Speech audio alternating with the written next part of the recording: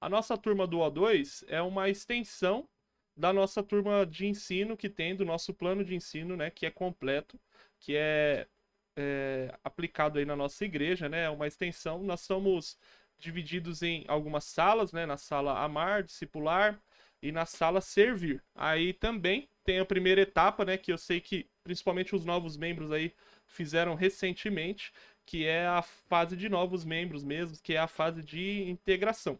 Então, a ideia do nosso pastor, dentro da coordenação do nosso irmão presbítero Célio, né, é de entender, né, e ajustar o ensino da igreja aí de uma forma de que haja avanço aí e evolução. Eu vou mostrar para vocês aqui. Eu não quero ser muito cansativo, tá, em relação a isso, mas para vocês entenderem. Hoje, né, a nossa visão de igreja, ela é com esse caminho de integração dentro da igreja. Então, você vai fazer primeiro o curso de integração, né? Isso não é resumido apenas em salas de ensino, mas isso é apoiado pelas salas de ensino e é cuidado juntamente aí pelos pastores da igreja, pelos líderes do departamento, né, de jovens, adolescentes, o Masbrac, o Febrac, que vai caminhando aí ajudando nesse cuidado, tá? Então é um panorama de integração dentro da igreja. Então você vem, se integra dentro da igreja, depois tem a, a fase de afirmação, consolidação e servir. Então, tudo esse ciclo, né, todas essas fases de afirmação aqui que o nosso pastor pensou, elas são apoiadas pelos grupos de ensino, que são divididos em três etapas: a etapa do amar, a etapa do discipular e a etapa do servir. No ano passado, quem participou do O2 fez a sala do amar. Aqueles que são novos membros, essa sala do amar vai começar no domingo, no próximo domingo agora, né? Que vai ser no domingo pela manhã, que é a continuação das salas de integração que vocês fizeram no domingo. Depois, nós agora estamos iniciando a fase do discipular. Ou seja, que é um avanço, que é a continuação da primeira etapa que a gente fez. A etapa do servir é o cuidado que o pastor faz, os pastores fazem, né? Juntamente com os líderes e o líder e obreiros que tem aí oficiais dentro da igreja. Tá ok? Certo? Só para vocês entenderem esse panorama e entenderem que tudo isso faz parte de uma continuidade e nós estamos trabalhando nessa fase do discipular. Deixa eu ver, meu mouse aparece? Meu mouse aparece. Não, tá bom.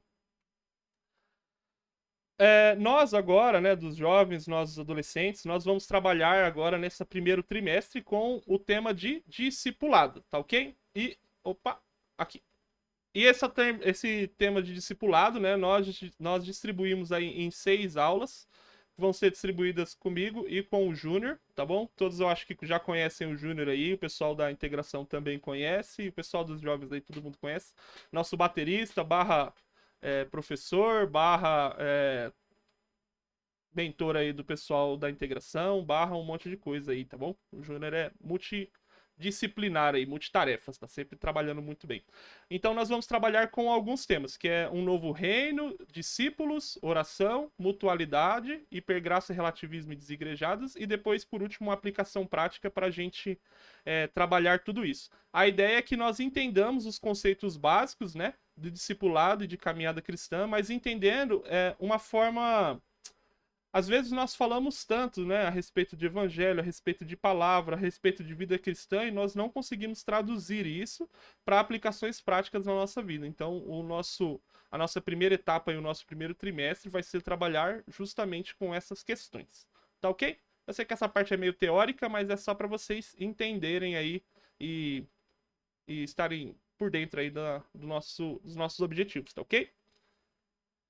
Para isso, tem alguns materiais de apoio, tá bom? Que nós vamos trabalhar. Eu vou compartilhar depois as anotações da aula, tá bom? Que é o resumo aí de tudo que é falado, tá bom? Essas aulas são escritas por mim e pelo Júnior, cada um vai escrever sua aula. A gente vai compartilhar com vocês.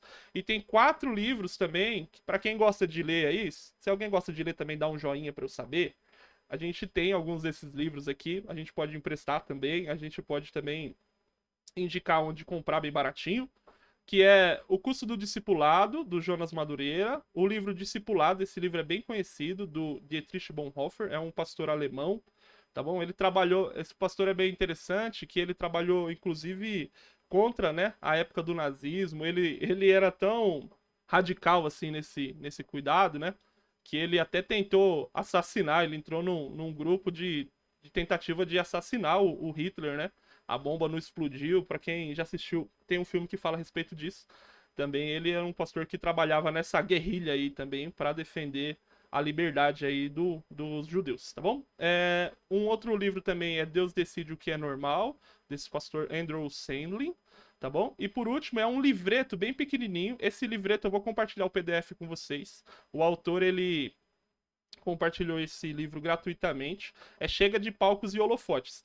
É um livro bem interessante, porque quem aí já assistiu, por exemplo, aquele documentário que fala a respeito da Hillsong e dos escândalos que aconteceram nas igrejas americanas, esse livro, ele até é escrito antes desse documentário, mas ele trata um pouquinho a respeito dessas coisas e como o discipulado, né, deve ser bem aplicado dentro da igreja, né, antes de todas essas correrias nossas de eventos, de trabalho. Eu acho que é muito interessante porque nós que somos jovens e adolescentes, nós estamos trabalhando muito na igreja, né? Nós trabalhamos em diversas áreas. Mesmo quem está chegando, tenho certeza que logo vai estar envolvido em alguma área da nossa igreja para trabalhar, para servir. E é muito interessante que esse livro ele trata, né, esse paralelo entre o serviço, né, da igreja e direcionando ele para a honra a Deus. É inclusive um dos temas que a gente vai comentar hoje, tá bom? Então fica aí de indicação. Tá ok? Certo? E a nossa aula de hoje, a aula 1, é a aula chamada Um Novo Reino, né? Aí o subtítulo dela é A Distinção dos Valores do Reino de Cristo frente à Sociedade. Para quem tiver aí, já tá aparecendo o texto base para vocês. Eu vou pedir... Paloma, você tá aí, Paloma? Você tem microfone? Tenho. Paloma, eu nunca pedi nada para Oi. você, né? Não. Não, né? Só você que eu peço, né? Lê pra gente esse texto base, por favor.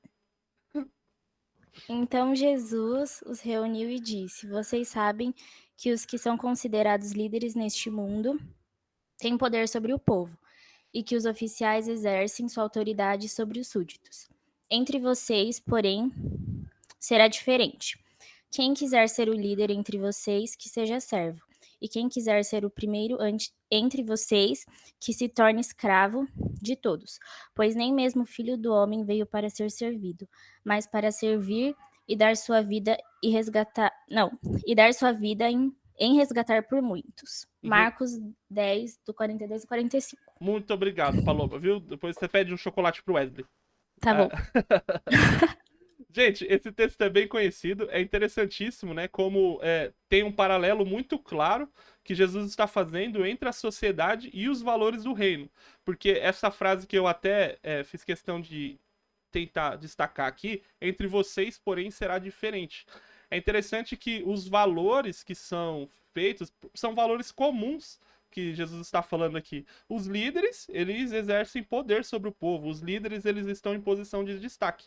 Isso é comum, é natural para a gente. A nossa ética aceita isso muito bem, mas é interessante como Jesus está confrontando isso, falando: ó, entre vocês será diferente. Quem quiser ser líder, que seja servo. E olha que a palavra servo aqui, ela tem. Hoje, talvez a gente utilize uma aplicação talvez um pouco religiosa, né, demais a respeito disso, como servo uma coisa boa, né, alguém que vai lá, que faz alguma coisa na igreja, alguém que segue, né, a Jesus, mas o servo ainda nesse contexto, ele tem um peso muito maior, uma ideia de escravo. Você imagina que essas pessoas, elas estão convivendo com escravos, com servos naquele lugar, e as pessoas imaginam que eles eram uma casta de pessoas que faziam trabalhos que ninguém queria fazer.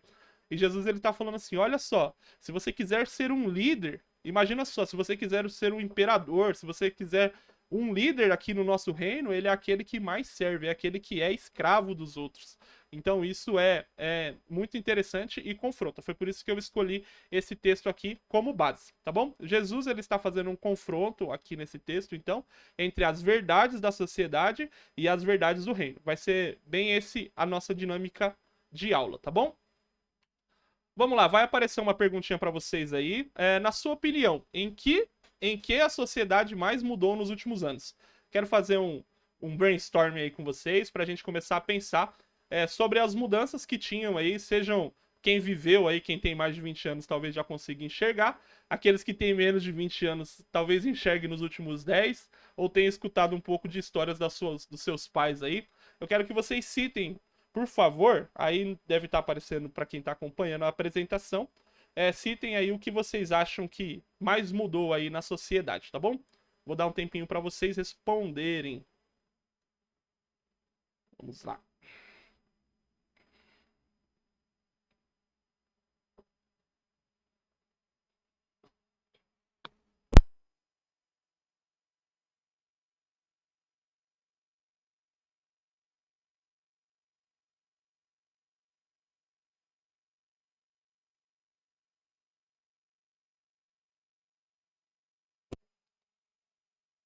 Certo? Tô dando um tempinho para vocês responderem. Deixa eu ver se dá para eu aparecer aqui sem atrapalhar. Não! É um gordinho mesmo, né? Fazendo coisa errada. Aí, pronto, apareci aqui no cantinho. Vamos lá, tá começando a aparecer algumas palavras aqui. Tem uma pergunta, como assim o que a sociedade mudou? Vamos lá, vamos dar uma olhadinha aqui no que o pessoal tá respondendo. O que que a sociedade, de uma forma geral, para alguns assuntos, para alguns modos de viver, elas são muito parecidas. Por exemplo, hoje nós acordamos, tomamos café com pão francês, é muito comum aqui onde a gente vive.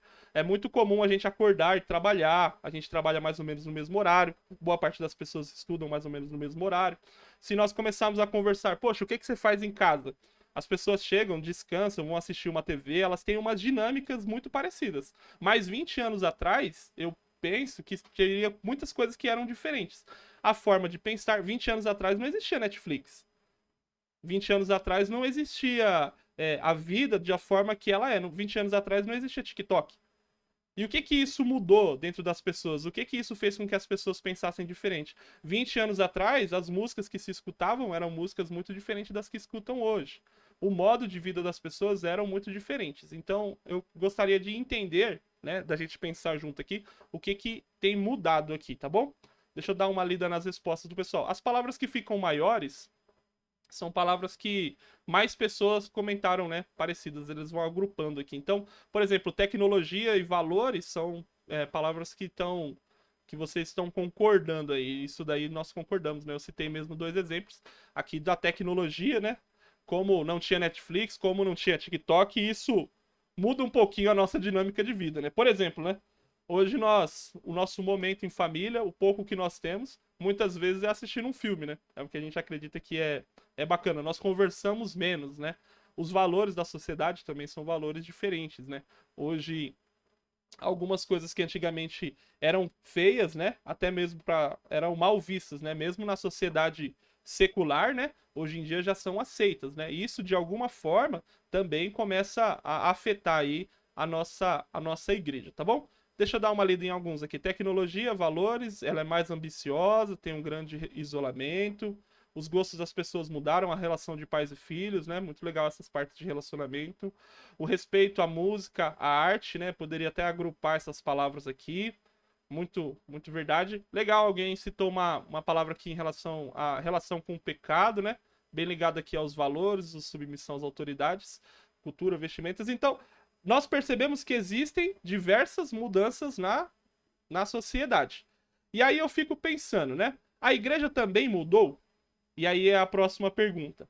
E aí eu coloquei alguns temas e eu gostaria que vocês colocassem. Vai de 1 a 10. Você pode colocar qualquer valor nesse intervalo. E eu quero que você coloque aí se mudou para melhor ou se mudou para pior. Então, os valores mais baixos é que mudou para pior e os valores mais altos são que mudou para melhor. Por exemplo, na sua opinião, né? O temor a Deus nos últimos anos, dentro da igreja, tá? Tô falando aqui da igreja. Ele mudou para melhor, ele mudou para pior, ele tá mais ou menos a mesma coisa. O nosso tempo de oração, o nosso entendimento bíblico, a nossa organização do culto, né? Como que ela tá? Ela tem se desenvolvido, sim ou não? Eu quero que vocês vão respondendo aí pra gente pensar em uma média junto. Eu também vou responder a minha aqui.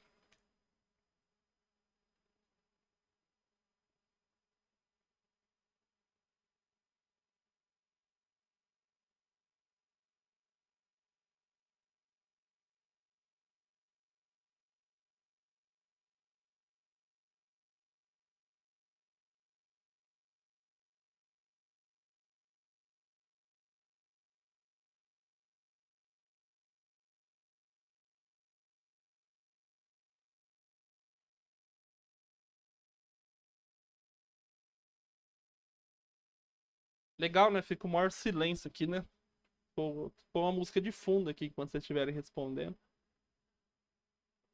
Vamos lá, vamos dar uma olhadinha aqui mais ou menos em como estão ficando as respostas, né? Legal, as pessoas estão votando mais ou menos nos mesmos lugares, né? Ó, por exemplo, o temor a Deus, nós mudamos um pouquinho para pior aí. Algumas pessoas até colocaram para zero aí a nota, né? Bem baixo mesmo, porque acredita que a nossa sociedade talvez tenha tido apresentado menos temor a Deus. Talvez isso se relacione um pouco com a transformação, né, que a gente mostrou lá atrás, os valores da sociedade, e tudo mais. O tempo de oração, o entendimento bíblico, algumas pessoas acham que melhorou, outras pessoas acham que piorou. Eu também fico é, em cima do muro aqui, porque nós melhoramos em algumas coisas, né? Mas nós pioramos em outras. Organização do culto, acho que a gente melhorou bem também. Acho que a galera também tá votando mais ou menos a mesma coisa. Opa! Tá votando também mais ou menos a mesma coisa, né? Hoje as nossas igrejas são mais estruturadas, as nossas dinâmicas são mais organizadas, né? Acho que isso é positivo. O relacionamento com a cultura tá no meio aí. Acho que a gente também melhorou em algumas partes. Nós conseguimos conversar melhor com a sociedade. Entretanto, nosso relacionamento também se tornou um pouco de ceder demais, né, de ser afetado demais. Nós melhoramos na ajuda aos necessitados, é isso que vocês entendem, e nós melhoramos bastante aí, né, que é o que foi mais bem votado na recepção de novas pessoas, né? Acho que de alguma forma nós melhoramos bem, né, porque nós conseguimos receber pessoas diferentes, né? A nosso relacionamento com a cultura melhorou. Então nós conseguimos entender as diferenças, né? Se chegar alguém com uma tatuagem no rosto, alguém com o cabelo todo pintado, totalmente diferente da maior parte das pessoas que a gente vê. A gente não vai ter muito problema de lidar com isso, porque a gente já lida com isso na faculdade, em diversos lugares, esse relacionamento com a cultura é bom. Entretanto, nessa recepção de novas pessoas, tem um ponto que a gente pode considerar também, as nossas igrejas são maiores, né? A nossa igreja também é bem grande, e é muito fácil de alguém chegar, entrar e sair da nossa igreja aí e a gente não perceber. Também é um ponto que talvez a gente possa ter atenção. Mas muito legal aí que a gente voltou em relação a isso. Estamos pensando mais ou menos parecidos. A igreja precisa adaptar as transformações da sociedade? Qual é o limite dessa adaptação? Daí eu vou dar um tempinho para a gente responder, vou tentar responder rápido para a gente passar para o nosso conteúdo, mas a gente está fazendo uma introdução aí um pouquinho mais dinâmica hoje, tá ok?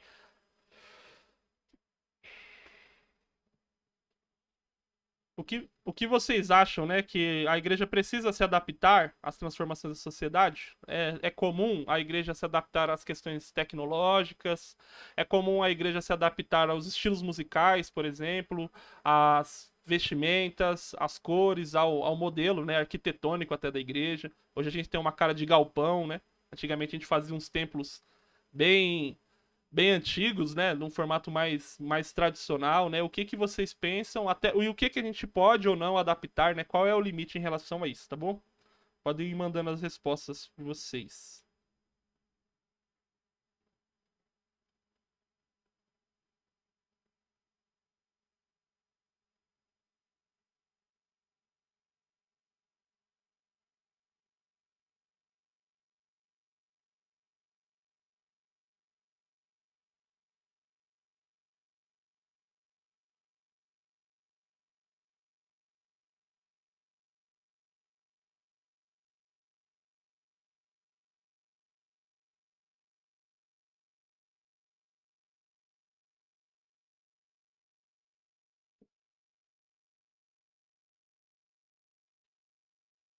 Gente, para quem estiver respondendo aí, embaixo na sua apresentação tem um lugar que está escrito Open QIA.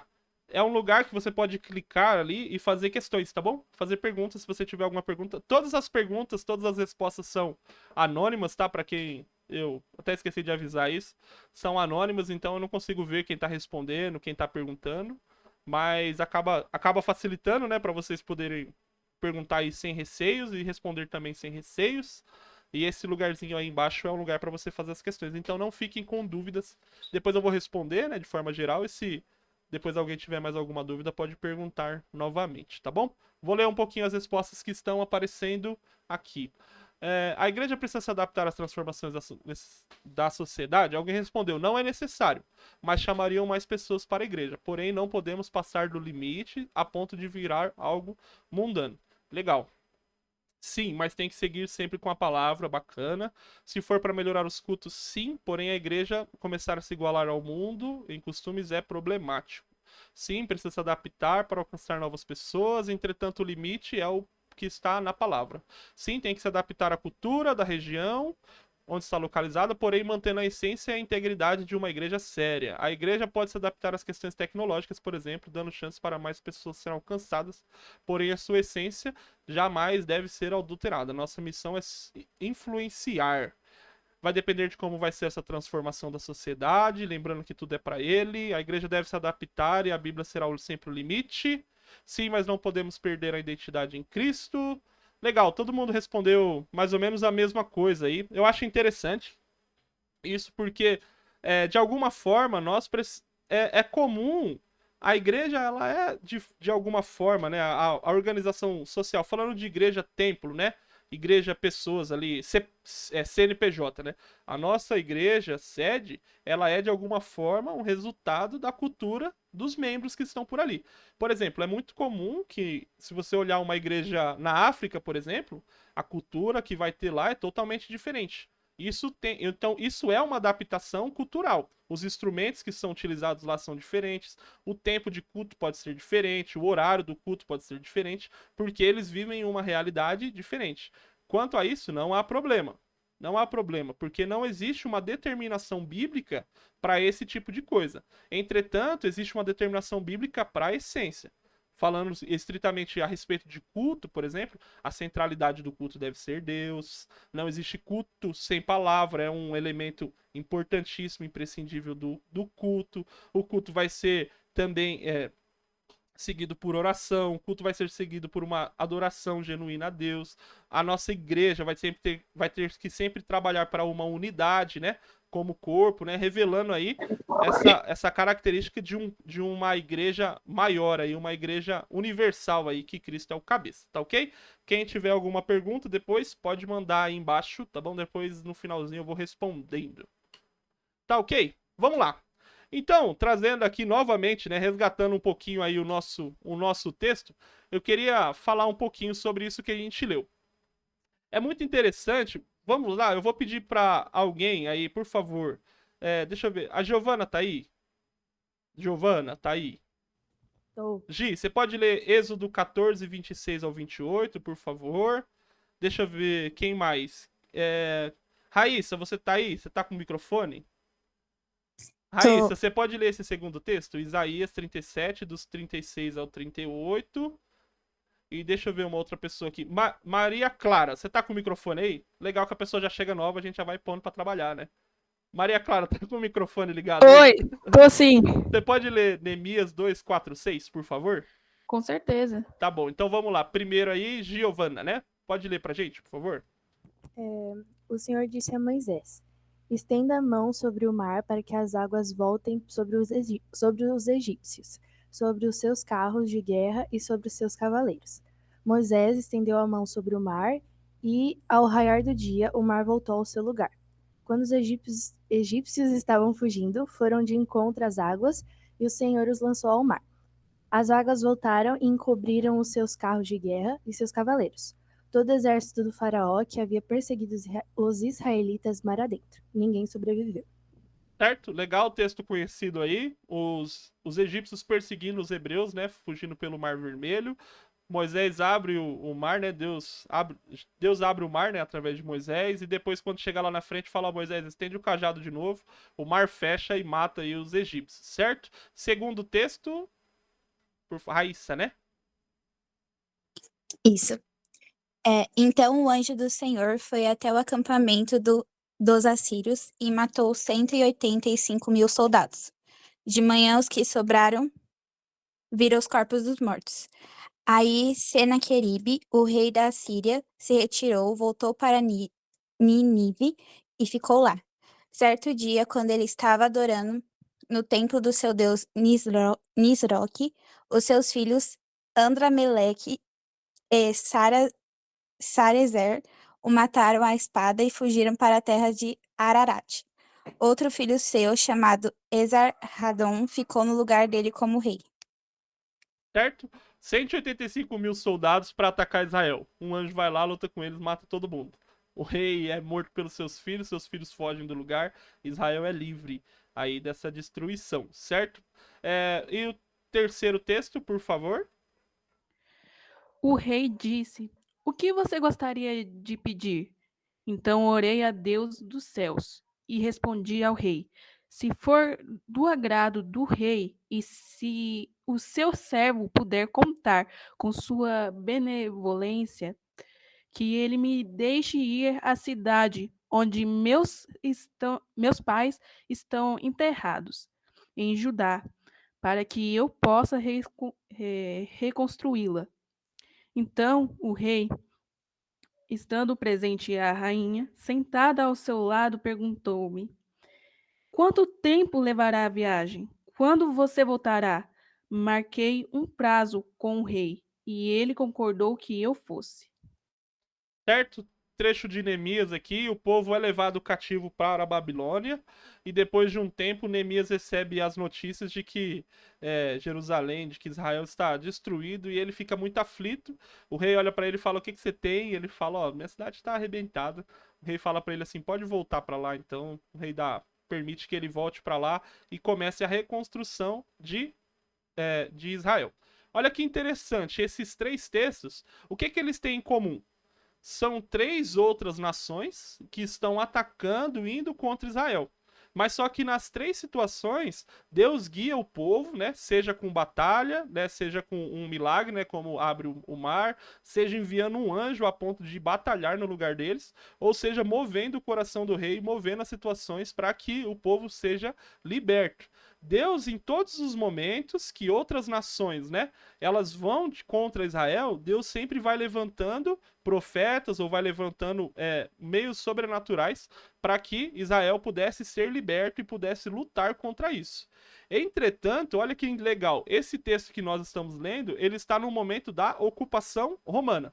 Então, o Império Romano ali depois, toda vez que nós lermos ali à frente do Novo Testamento, né, nós vamos ver como o Império Romano, ele ocupa Israel, né? Então, depois de tomar Israel, o Império Romano ocupa, então ele cobra impostos sobre Israel, ele domina, as pessoas pescam, eles cobram taxas sobre aquilo, os soldados ocupam aquele lugar, e existe uma ocupação militar, né, feita pelo Império Romano ali em Israel. E olha que legal, Jesus, ele aparece nesse contexto. Jesus, ele exerce e mostra milagres, Jesus, ele ressuscita mortos, ele cura cegos, ele faz paralítico andar, e tudo isso que ele vai mostrando de poder, as pessoas olham e pensam o quê? As pessoas que estão lendo a história estão pensando de todas as vezes que Deus libertou o povo de Israel de outras nações. Eles olham e pensam: puxa vida, chegou o nosso momento. Deus enviou um profeta que vai nos libertar do povo do Império Romano. Deus vai mais uma vez nos libertar. Entretanto, Jesus vai mostrando que o que ele vem trazer não é as mesmas coisas que aconteciam no passado. Mas Jesus vem nos trazer uma libertação, não é de um reino físico. Deus não vem trazer a libertação de um povo do Império Romano. Deus não vem trazer a libertação de um povo de um sistema político. Não é isso que Jesus está trazendo. Jesus está trazendo a libertação desse tempo terreno, né? Nos levando para anunciando também aí um reino celestial que existe e não é nesse tempo, né? Então a pressa das pessoas em relação a isso, elas vão fazer com que elas pressionem Jesus e duvidem que Jesus é de fato um profeta, que Jesus é o Messias que vai libertar, porque os olhos, olha só que interessante, os olhos dos judeus estão no tempo terreno, estão no seu tempo, na libertação da ocupação de Roma. Mas Jesus está apontando para um reino eterno, um reino celestial, um reino que irá vir e que nós estaremos lá. Amém? Certo? Pulando aqui. Mais uma vez, coloquei o texto base. Jesus, olha só que legal. As pessoas estão pensando que Jesus aponte todo esse seu poder sobrenatural para o centro de Roma e agora os liberte. Jesus está caminhando em Marcos 10, em direção a Jerusalém, e os discípulos e as pessoas que estão seguindo Jesus, elas têm muita pressa de que Jesus chegue até lá, de que Jesus chegue e finalmente liberte. E durante esse processo, Jesus vai mostrando valores e importância em relação às outras coisas. Enquanto tá todo mundo com pressa que Jesus chegue logo em Jerusalém e aponte seu poder para Roma, Jesus está muito tranquilo, porque ele está falando assim, eu não estou dizendo sobre um reino de agora, eu estou dizendo sobre um reino futuro. E Jesus vai aproveitando esse capítulo de Marcos 10 para demonstrar os valores desse reino. Esse reino não é como os reinos que nós conhecemos. É assim que Jesus está falando, olha, lá é diferente. No nosso reino, o maior é aquele que serve mais. E Jesus ele vai mostrando algumas realidades e alguns princípios desse reino que são importantíssimos, tá bom? Vamos lá. Esse é o contexto, né, que nós lemos agora. Seguindo. Olha só como eu colocar um resumo aqui, o que Jesus vai mostrando no capítulo de Marcos 10 e depois a gente vai olhar ponta a ponta. Jesus, ó, no Marcos 10, do 1 ao 9, Jesus ele vai defender a continuidade do casamento. É uma coisa que era realidade naquele tempo, os divórcios, assim como são em nosso tempo, né? Essa desvalorização do casamento, e Jesus ele está falando a respeito disso. Jesus ele vai destacar e mostrar, né? Apresentar as crianças como exemplo, dos versos 13 ao 16. Jesus ele vai apresentar as riquezas como algo secundário. Jesus vai mostrar que o maior é quem serve, que foi o texto que nós lemos, e Jesus ele vai se compadecer dos excluídos da sociedade. Olha que interessante. Vamos lá. O primeiro texto, ó. Olha o que Jesus vai dizer no capítulo 5, no verso 5b, né, até o 6, tá bom? A segunda parte do B até o 6. Jesus vai dizer assim, ó, Moisés escreveu esse mandamento porque vocês têm o coração duro. Deus os fez homem e mulher desde o princípio da criação. Olha que legal. Deixa eu dar uma olhada. Deixa eu só abrir o texto aqui. Um minuto.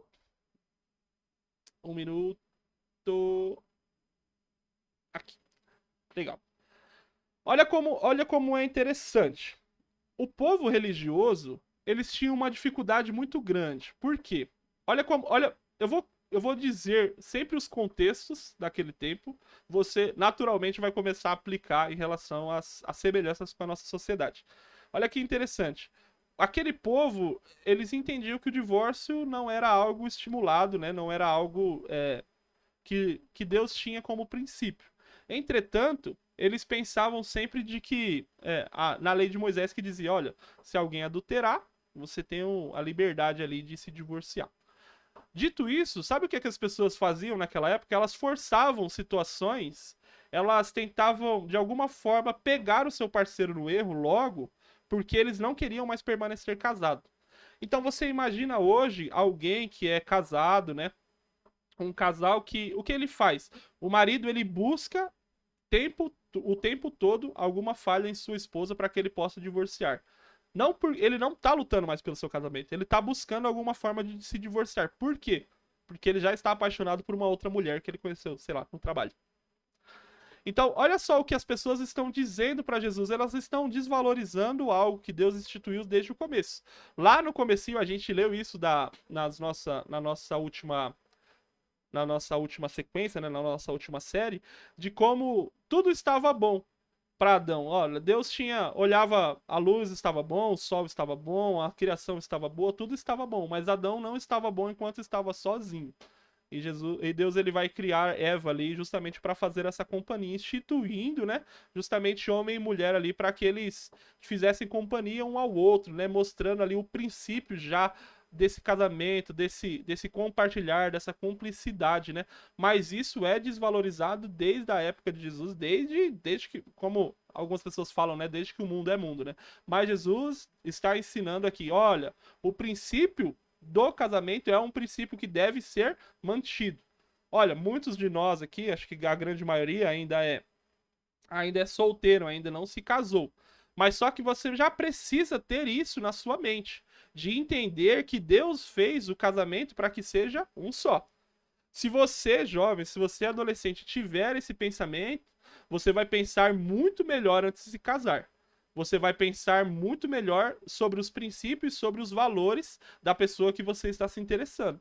Você vai perceber que o casamento, os princípios do casamento do reino de Deus, se você é de fato alguém que faz parte desse reino, que quer fazer parte desse reino, você precisa ter um modo de enxergar as coisas diferente da sociedade.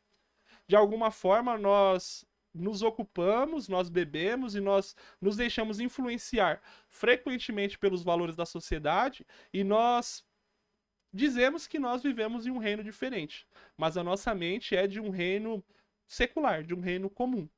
Então, gente, nós precisamos, e Jesus faz questão de mostrar, né, esses valores como valores importantes. Então, nós vamos começar a pensar de uma forma diferente. Eu ouvi um pastor falando uma vez isso, e eu gosto de utilizar esse pensamento. Se você pensar que o seu namorado, ou que a sua namorada, vai ser alguém que vai educar o seu filho, você vai pensar muito mais sobre os valores e muito menos sobre a aparência. Porque os valores que ela ou que ele vai compartilhar com o seu filho são valores que têm que ser princípios idênticos ao seu. Não dá para nós vivermos com princípios diferentes. E Jesus está dizendo isso. Jesus está dizendo, olha, o casamento, ele é feito para ser um só. Vocês são coração duro, vocês ainda não conseguem perdoar, vocês ainda não conseguem viver em cumplicidade. Então Moisés, ele abriu essa concessão em relação ao divórcio. Mas o que Jesus tem, o que esse reino tem, o que Deus tem, né, para as pessoas desse reino são um reino de pessoas que são íntegras em seu casamento, que são que vivem uma santidade na sexualidade, que vivem uma abstenção em relação a todas esses banquetes que são vendidos e dados, né, pela nossa cultura. Então Jesus, ele já defende os princípios diferentes em relação ao matrimônio, em relação a todo essa parte conjugal, aí mesmo com as pessoas com a pressa, né, em libertar o povo de uma forma política ou militar, tá bom? Segundo ponto, olha que legal, esse texto é bem conhecido, Marcos 10, 14. Deixem que as crianças venham a mim, não as impeçam, pois o reino de Deus pertence aos que são como elas. Nós fazemos parte de uma sociedade moderna, né? Nós nos consideramos bem modernos já, né? Nós somos a sociedade mais moderna que já passou por aqui, né? Nós estamos à frente aí, o máximo, né? Nós acumulamos o máximo de conhecimento em todo esse tempo. E mesmo assim, as crianças, elas ainda são deixadas de lado aí. Se tiver alguma pedagogo, professora aí, pessoas que trabalham com crianças, certamente vão ter, a pessoa que trabalha com a mini braque aí também, certamente vai ter essa percepção de que as crianças, elas, mesmo numa sociedade moderna, numa sociedade que enxerga muita coisa, né? Uma sociedade que pensa muito melhor a respeito de muitas coisas, as crianças ainda são deixadas de lado. Imagina numa sociedade pré-medieval ainda, né? Numa sociedade em que as pessoas eram medidas pela força que tinham, pelo que colaboravam com a sociedade, né? As crianças, elas eram deixadas de lado. E olha que legal, Jesus, ele está caminhando para Jerusalém, as pessoas estão acelerando Jesus, as crianças querem falar com Jesus e os discípulos tiram ela de lado. Tipo, dá licença, você não tá vendo que a gente tá fazendo alguma coisa bem importante, né?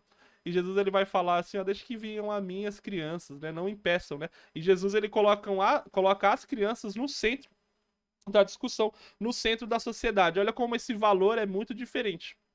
Muito diferente do que está sendo pregado lá, muito diferente do nosso. Então, Jesus, ele vai mostrando esse valor muito distinto aí em relação aos valores da sociedade que ele está inserido. Certo? Depois, Jesus, ele vai parar e vai falar com o famoso jovem rico, né? Que ele vai falar para Jesus, olha, eu sigo todos os mandamentos, tudo mais. E Jesus vai falar, olha, tem uma coisa que você não faz ainda, né? Ele vai perguntar como ele herda a vida eterna. Vai falar, tem uma coisa que você não faz ainda. Vá, venda todos os seus bens e dê dinheiro aos pobres. Então você terá um tesouro no céu. Depois venha e siga-me.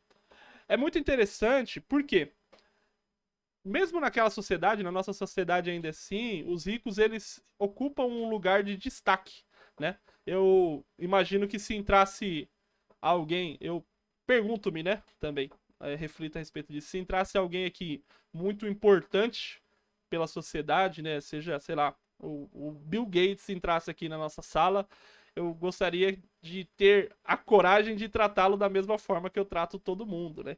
Mas a verdade é que de certa forma, nós tratamos as pessoas que possuem riquezas, as pessoas que possuem destaque dentro da sociedade de uma forma bem diferente.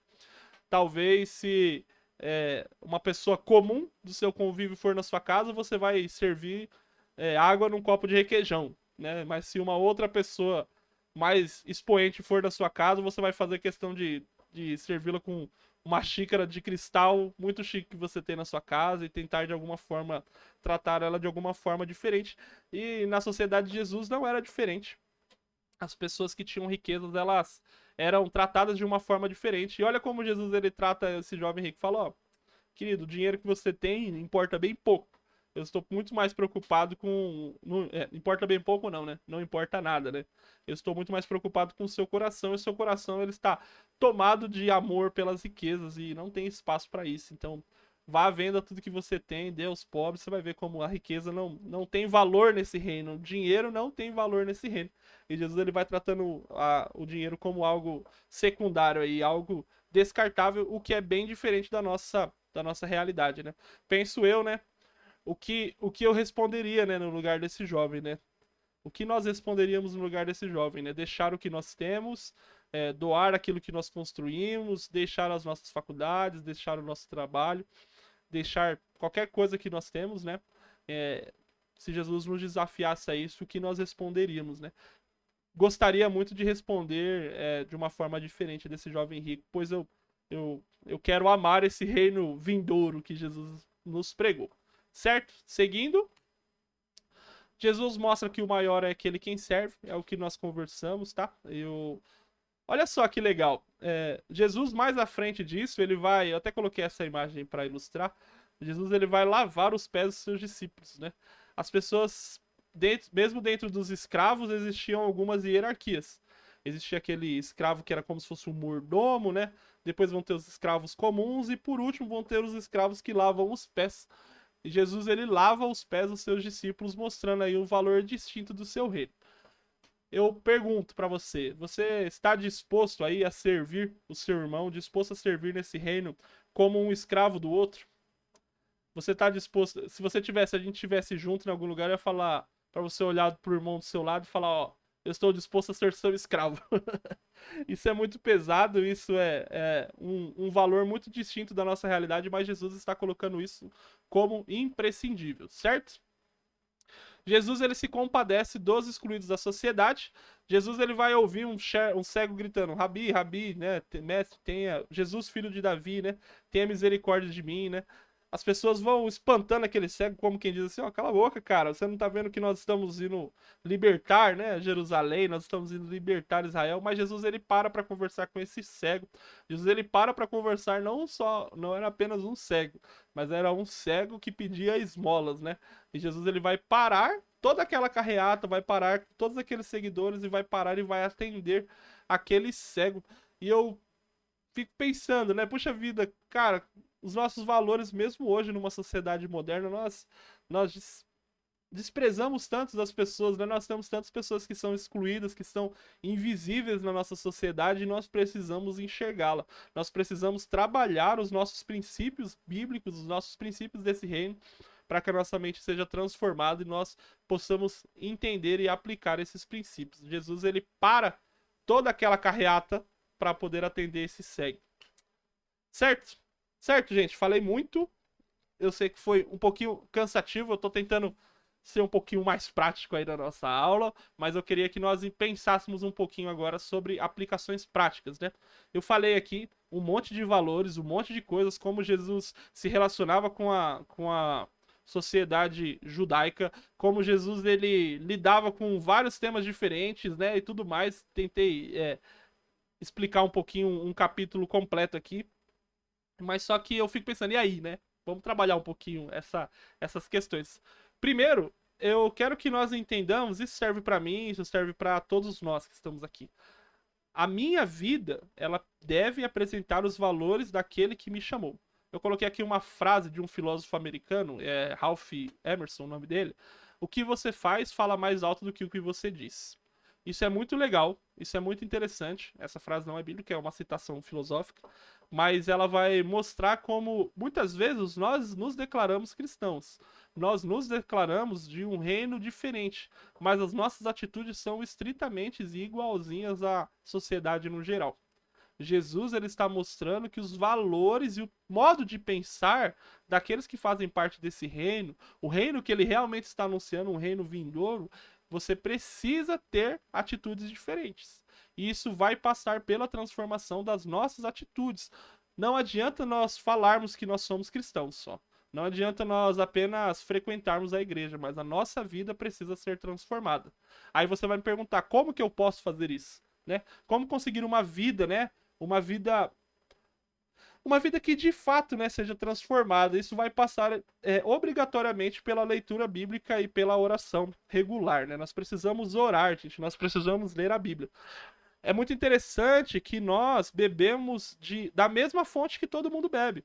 Se você olhar, hoje o cristão, ele assiste os mesmos podcasts que todo mundo assiste, ele lê os mesmos livros que todo mundo lê, ele assiste o mesmo jornal que todo mundo assiste, ele segue as mesmas páginas aí que tem no Instagram, nós fazemos as mesmas coisas e nós consumimos o mesmo conteúdo. Entretanto, nós somos levados, né, nós somos desafiados a aplicar valores diferentes e nós não conseguimos, porque o nosso modo de pensar, ele é moldado por todo esse conteúdo que nós consumimos e é comum. Então, gente, nós precisamos ter uma vida regular de oração e leitura bíblica, alguma coisa que é só nossa. É o cristão que ora. É o cristão que lê a Bíblia. Tem que ser isso. É uma coisa diferente. Nós só vamos apresentar valores diferentes se nós tivermos isso. Então, o primeiro passo eu coloquei de uma forma prática, nós precisamos aceitar que isso é indispensável. Fiz questão de colocar isso porque, às vezes, a gente não leva muita fé nisso. E talvez você ainda não acredite muito nisso. Você não acredite que orar, você não acredite que ler a Bíblia transforme a sua vida. Mas isso é muito importante, cara. Eu não tenho como, eu só posso te desafiar a fazer e você ver a mudança. Você vai ver como a sua vida vai ser transformada. Se você ainda não entendeu isso, busque conselhos aí. Busque conselhos com seus líderes, busque conselhos com seus amigos. Olha, eu não consigo fazer isso, eu não consigo pensar nisso. Pega essa prática e faz. Você vai perceber. Pega um desafio, fala assim, olha, eu vou fazer isso por, sei lá, 2 meses, 3 meses. Vou fazer isso sem errar. Todo mundo gosta de fazer aí, pega uns desafios de academia aí. Vou fazer 100 dias sem errar. Faz 100 dias sem errar leitura bíblica e oração. Você vai ver como o seu modo de pensar, você vai ver como a sua vida no trânsito, o seu modo de enxergar situações difíceis vai ser transformado. Aí você pega esse entendimento de como isso é indispensável, você parte para esse passo 2. Prioriza isso na sua rotina. Eu sei que muita gente trabalha, muita gente estuda, muita gente faz muita coisa. Mas nós precisamos priorizar isso na nossa rotina.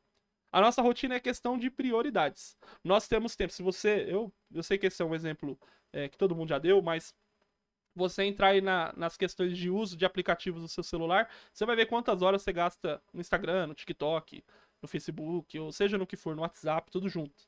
Nós gastamos tempo. Tempo nós temos. Nós precisamos priorizar isso. Nós chegamos em casa, às vezes nós ficamos muito tempo olhando por nada, sem fazer nada. Mas nós precisamos priorizar isso dentro da nossa rotina. E nós precisamos ser persistente nisso. Eu coloquei um exemplo aqui. Se você... a gente tá ficando velho, a gente vai gostando de planta. Talvez já tenha alguém que já seja novo e já goste. Ou já tenha observado aí os pais fazendo isso. Se você regar a planta 1 dia, 2 dias, você não vai ver a planta crescendo. Você vai ver pouca diferença nela. Mas se você perceber que depois de 1 mês, 2 meses, você vai perceber que essa planta ela é muito maior, muito mais forte, muito mais verde do que ela era. A nossa vida cristã, os nossos valores, eles também passam por essa parte, assim, sabe? Se você continuar trabalhando neles, se você continuar se desafiando a seguir, você vai ver como você vai se tornar um cristão muito mais maduro e os seus princípios vão ser diferentes, inevitavelmente. Depois, eu quero que você faça essa outra reflexão. O meu serviço no reino só tem valor se estiver centralizado na honra a Deus. Eu disse aqui, né, que muitos de nós trabalhamos e nós fazemos diversas coisas. Eu quero responder, eu vou dar 10 segundos para cada questão e você pode responder, é anônimo e eu não vou saber quem está respondendo a respeito disso, mas para a gente refletir. Primeiro, Deus tem sido o centro do seu serviço no reino? Você pensa que, de fato, você reflete sobre agradar a Deus quando você faz alguma coisa? Você tem refletido sobre Você tem refletido sobre como... Puxa vida, eu acordei cedo hoje, eu tô cumprindo essa escala, eu tô dançando, eu tô cuidando do som, e é pra Deus. Eu não tô vindo aqui pra cumprir, pra agradar meu líder, eu não tô vindo aqui porque eu gosto, mas eu tô vindo aqui pra agradar a Deus. Olha só, isso é uma reflexão importantíssima. Olha só, vou pular pro próximo ponto. Sua vida cristã está de acordo com os valores do reino? Cara, você tá dizendo que você serve um reino. Você está dizendo que você faz parte de um reino. Mas os valores que você tem mostrado são valores que de fato são coerentes com esse reino que você tem anunciado? Você de fato tem mostrado valores diferentes, valores semelhantes a esse que Jesus tem mostrado? Legal, muitas pessoas precisando melhorar também. Você tem prazer de estar na igreja mesmo fora da sua escala? Eu gosto de fazer essa pergunta. Isso é muito legal. Você gosta de estar na igreja sentadinho mesmo? Se você for suspenso dos seus serviços na igreja, você vai estar bem lá? Você vai estar bem sentadinho? Ou você só tá feliz se você estiver fazendo alguma coisa? Se a igreja se a igreja te tirar dali, em algum momento você vai...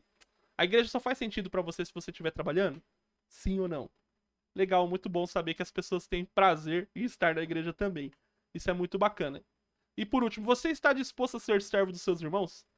Você está disposto só a fazer o que você está escalado para fazer, ou você está disposto a fazer alguma coisa a mais? E quando eu digo irmãos, não pensa só no seu amigo, não.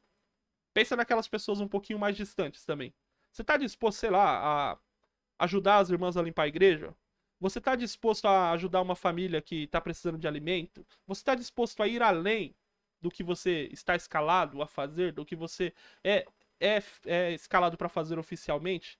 Isso é uma coisa também pra gente pensar. Legal, alguns precisam melhorar e muitos estão dispostos também já a fazer outras coisas.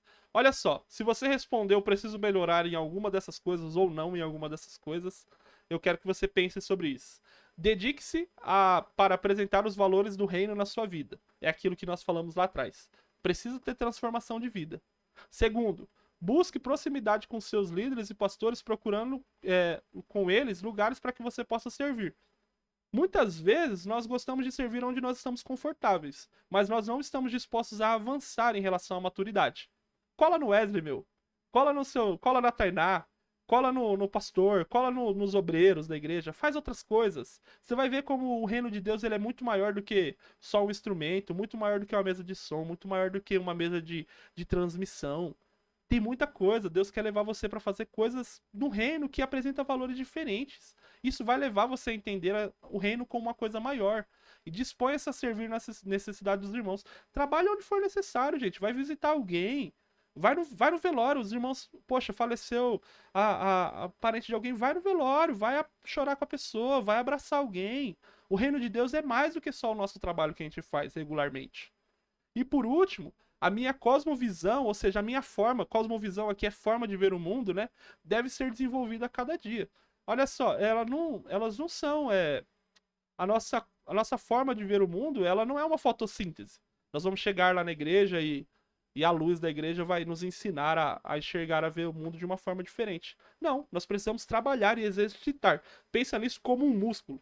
Nós vamos trabalhar isso e o Espírito Santo ele vai naturalmente, consequentemente, trabalhar em nosso coração. Então você precisa ler a Bíblia. Ela é a fonte, é a verdade, é o padrão. Você pode, segundo, se apoiar em bons livros ou podcasts, né, cristãos. Eles muitas vezes estão mais sintetizados, é mais simples da gente entender. Trabalha com isso. Substitui ali o seu podcast que você está ouvindo sobre fofoca, sobre famosos. Substitui por bons podcasts. Nós temos bom podcast para indicar. Quem não conhece, poxa, tem vários que você pode ouvir. Livros também. Substitui a sua leitura comum por o seu romance que você lê, a sua ficção que você lê, substitui por livros cristãos. Poxa, a sua cosmovisão, a sua forma de ver o mundo, de perceber as coisas vai ser diferente.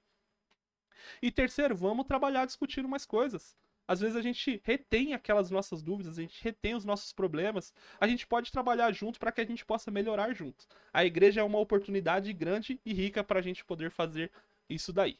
Certo? Segundo, eu vou deixar para vocês responderem isso daí no final, depois da gente orar. Mas como a nossa igreja pode ser mais relevante na sociedade em 2024? Vai ser muito interessante ouvir isso de vocês. A gente vai orar para a gente terminar. Depois eu vou dar uma olhadinha nas questões aqui também. Deixa eu ver.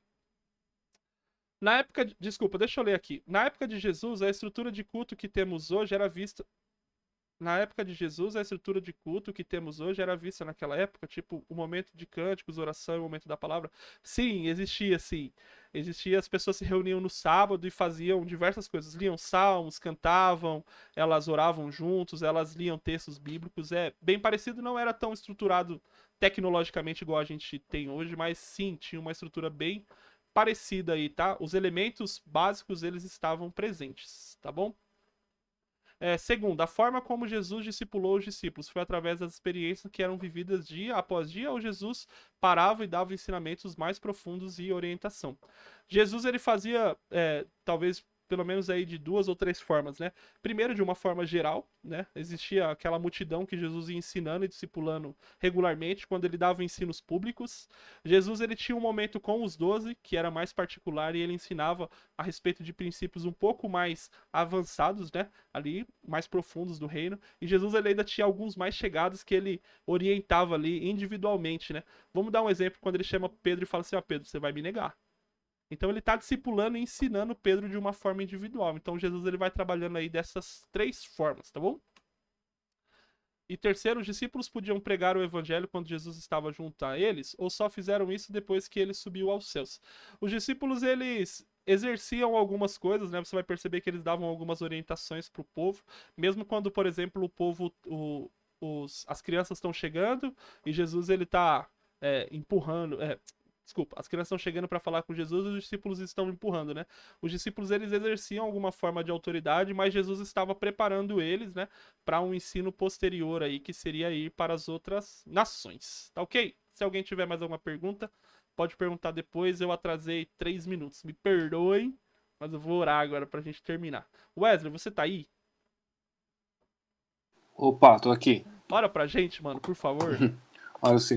Ô Vini, só pro pessoal não esquecer que você falou aí no começo da aula que ainda não colocou o nome lá no chatzinho, né? Coloca seu nome lá, porque é a sim. forma da gente fazer a lista, né? Coloca o nome, por favor, gente, quem participou aí da aula pra gente fazer o nosso controle. Ah, legal. Wesley, já precisa avisar, né? Na semana que vem, gente, nós temos carnaval, é feriado, tá bom? Por mais que não quero ninguém pulando carnaval, tá bom? Ninguém vai pro sambódromo, mas por favor, podem aproveitar o dia para descansar. Os feriados nós vamos fazer sempre assim, tá bom? Então vamos descansar e aí a gente vai retomar depois aí mais à frente, tá bom? Depois da ceia. Agora a gente retoma, tá bom? Semana antes da ceia a gente não tem, feriado também a gente não tem, beleza? Desculpa aí, segue aí, Wesley. Vamos lá. Deus, muito obrigado por essa aula, obrigado pelo ensinamento, pelas orientações que o Senhor nos deu nessa noite.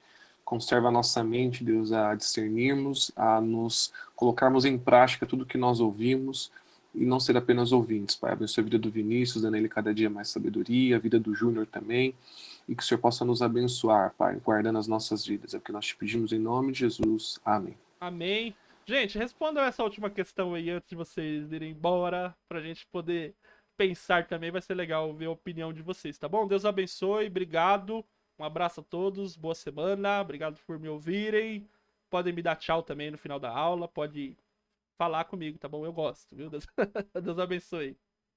Falou, meu querido amigo. Tchau, Tchau, Tchau, Vini. Falou, Vini. Falou, tchau. Tchau, Sabina. Tchau, Giovana. Tchau, Vini. Tchau, tchau, Deus abençoe. Amém. Tchau, Vini. Tchau. Tchau, Vini. Tchau, Laila, Deus abençoe. Amém. Tchau, Vini. Tchau, valeu, obrigado, Vini. Falou, papai. Valeu, manão. Um abraço, Tchau, obrigado. Pedro. Eu sei que o Pedro tava dormindo.